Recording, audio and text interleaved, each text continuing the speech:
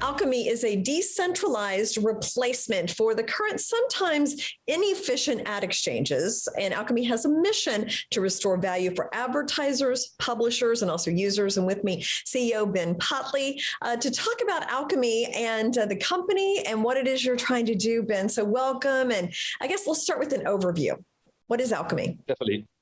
Thank you very much for having me. That was a great explanation. I'll try and do as good a job of explaining it myself. But essentially, myself and our co-founders have worked in advertising our entire careers, and we saw lots of issues with the current centralized system.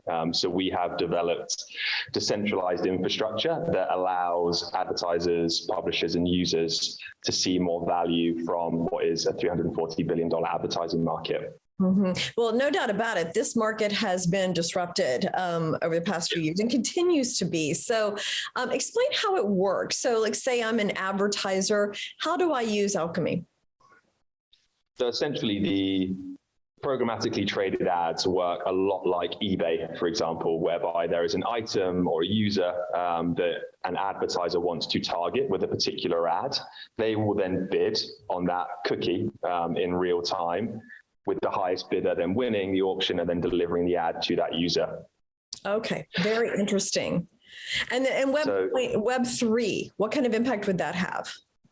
So I think like if you look at the whole kind of Web 1, Web 2, Web 3 story, like Web 1 was simply just reading on the internet, you know, it was pictures of newspapers that were online, and then Web 2 kind of ushered in this read-write scenario where you and I could leave comments on an article, and businesses like Facebook came in and kind of actually created some value in the like, you know, like you and I have some kind of perceived value in a like as far as like social equity is concerned. And then brands now have actually also seen values in like shares, views of content on these platforms, which arguably was kind of like the first NFTs really, you know, like a non-fungible like has value defined by brands and users. You know, Web3 will really be about the user in general. You know, there's open source solutions that can be created and forked for particular use cases, and Alkimi Exchange actually brings the user into this auction for the first time because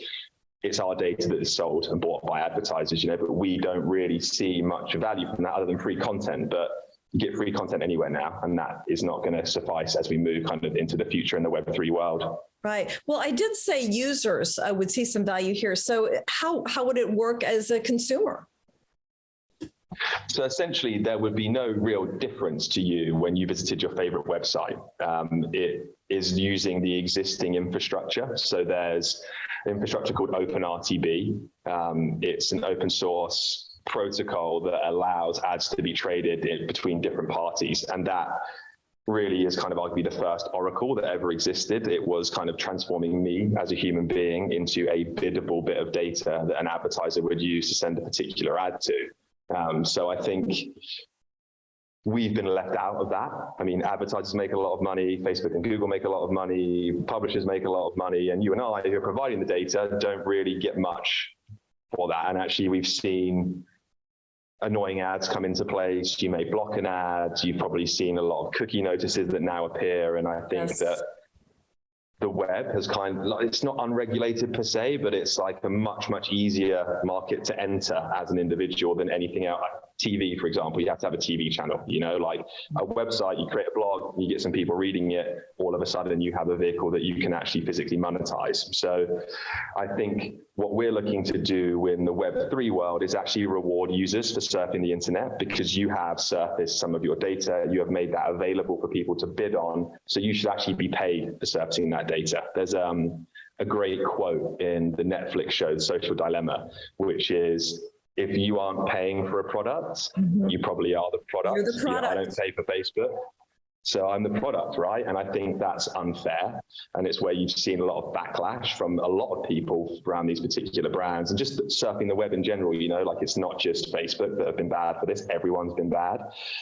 So by respecting the user, by understanding how they browse the internet on whichever device they find themselves browsing it on, and rewarding them for surfacing that data, we may see fewer ads. There'll be the ads that are there are more engaging because there's less of them, frankly, and they're not annoying you as much, and then you get rewarded for surfacing data. It's as simple as that, I think, and that is a real lane shift for the internet in general, because it needs to be funded somehow. That is funded by advertising at the moment, and we need to make sure the internet stays around. It's an amazing invention. Absolutely. No, but I do feel like there is a movement growing as people become more aware of their data and how it's used and how they're marketed to, that they should get a little piece of that as well, because they're providing the content on Facebook or whatever.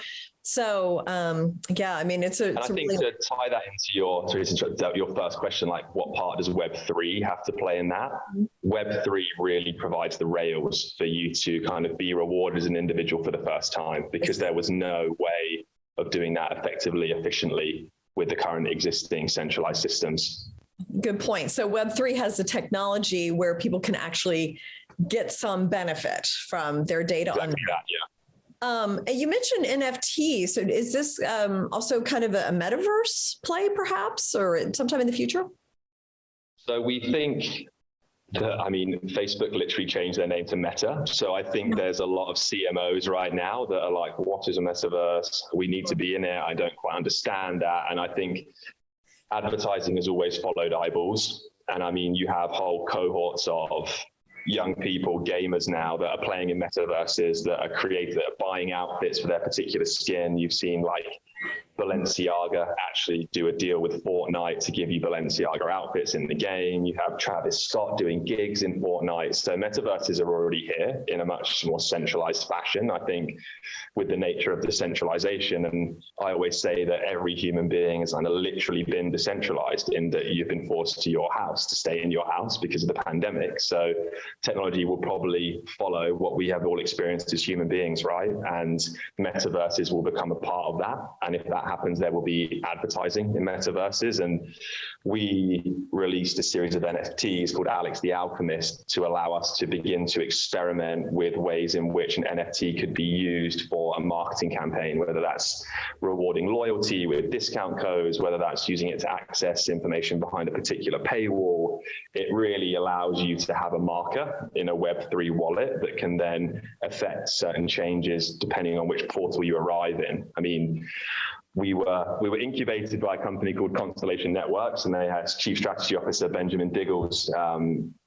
This is his quote, but I think it's particularly pertinent, is that Spotify's USP, other than great music, is your preferences of that music. The playlist that you've created, the artists that you follow, the albums that you've liked. But really, if you could extricate your preferences from that platform, you could probably create a better listening experience for yourself, in that you may have certain high quality audio that you want to listen to on Tidal, or a DJ set that you want to listen to on SoundCloud, but the bulk of your listening is done on Spotify.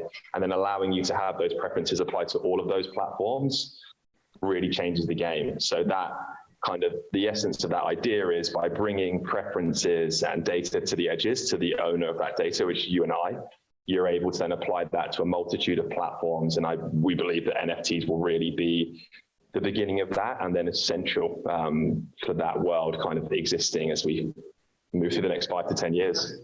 Fascinating. So what do you see for Alkimi, let's say, for the rest of this year? What are your goals?